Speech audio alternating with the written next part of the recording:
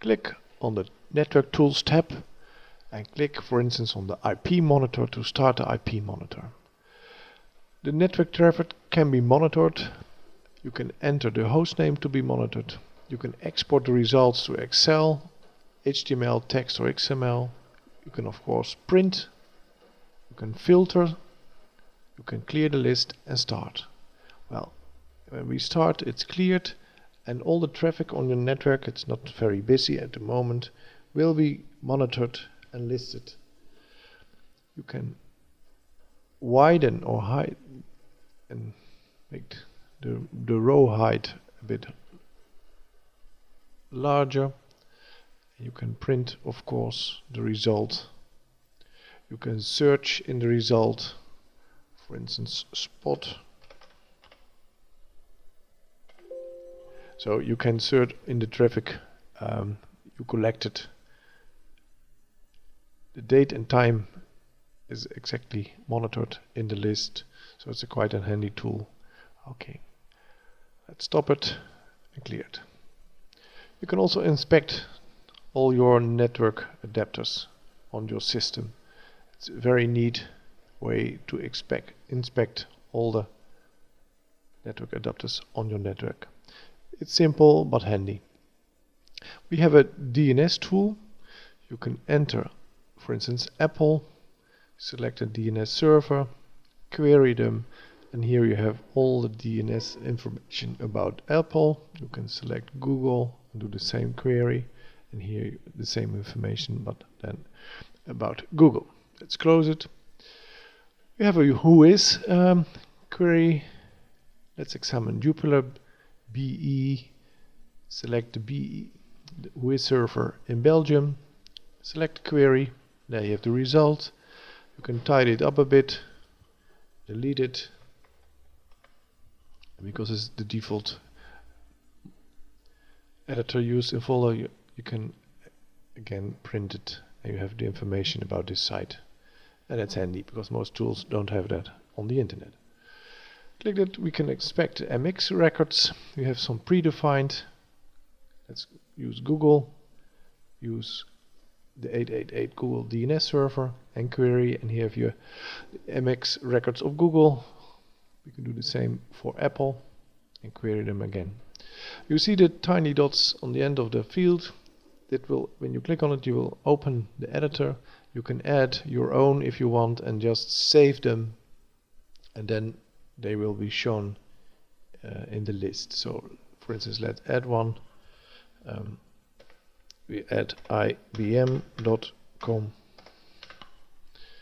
You save them, close the query, and now like magic now IBM is shown, and we do the query again, and here you got the information about the mail service used by IBM. Let's close it. The location info is no longer available, I'm sorry to say, and we have the terminal client. The terminal client, the Microsoft terminal client, is embedded in FolderViewer. You can have many different terminal clients open. For instance, let's use this one. It's a test server, RDP server in the cloud. You enter the server name, the address of the server or the IP address, the user, the password, the size of the screen to be used, and the color depth, clipboard and printers. You can connect remotely.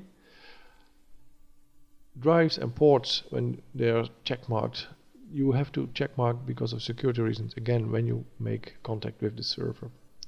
To connect to the server, you just click on the connect button. You checkmark stations and the ports. You connect, and now the test server in the cloud will be connected. But the nice thing, it's completely embedded in your FolderViewer session. You can of course enlarge it if you want it, and close them again. Switch it. Switch the screen to 50/50 again, and we will try another one. This is a server behind an or using a VPN connection. We connect to the server. We say, okay, we want to use the stations, and here is the connection to this server. On the other side, we have a directory, and for instance, when we want to copy the files in the remote server, you select them, copy them, select your local drive, go to the Explorer and say, okay, paste. And then the files will be copied from the remote server to your local file. So in this case, it's a very neat way. Without an FTP connection, you just select them in the remote computer and paste them directly using the paste command in your locally selected drive or folder. Okay, let's disconnect again from the server.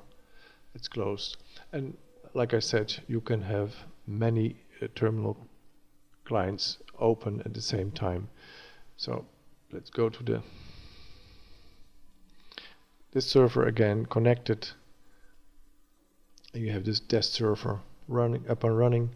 And here we can go to the other server again, select stations, connect to the server, and here you have both servers within FolderViewer, and you can add another one if you like.